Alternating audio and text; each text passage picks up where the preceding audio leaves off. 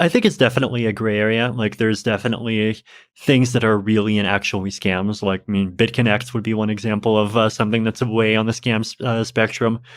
It was this 3 minute 48-second video that was just No. of this guy like making this totally crazy rant, and it was at some conference in Vietnam where they were, of course, like trying to convince a whole bunch of people to buy this coin, and they had these claims about how it would go up in value.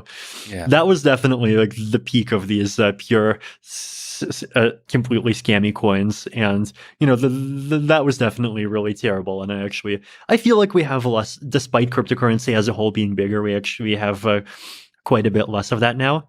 But then, of course, there's this spectrum of things that are not completely scams, and then things that are not scams and that are technically totally fine projects, but where their community is just incredibly sketchy, and then all the way to things that are where the community is nice, but maybe the project is just fundamentally incapable of achieving what it's trying to do, and the community doesn't realize, and then really good projects, right? So, like, if you want to go a step, like, if that's 100% scam, then what would I call, like, say 80% scam? Well, like Bitcoin SV is one example. This is Craig Wright's fork of Bitcoin.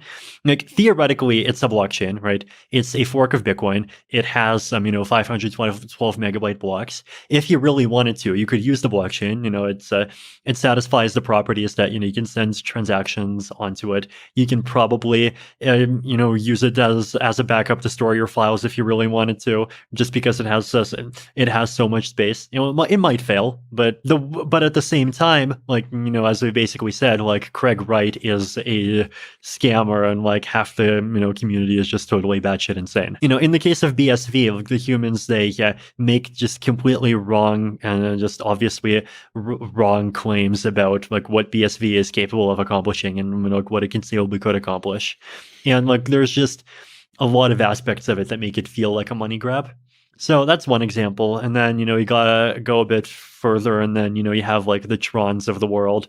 And like, that's a platform, you can use it, you can do stuff on it. But at the same time, like, they did plagiarize the IPFS white paper. And then, like, in the case of Bitcoin, like, I would definitely not call Bitcoin a scam. I would also not call Litecoin a scam. There's people who call Litecoin a scam because they just like say, oh, look, it has no fundamental use case, and the concept of being silver to Bitcoin's gold is just like stupid, and like milli Bitcoin is the silver to Bitcoin's gold. But at the same time, like, if you have these people who just they do seem to earnestly believe this, and like, they are trying to just like make Litecoin be Litecoin as best as they can, then like, to me, that's enough for it to not be a scam.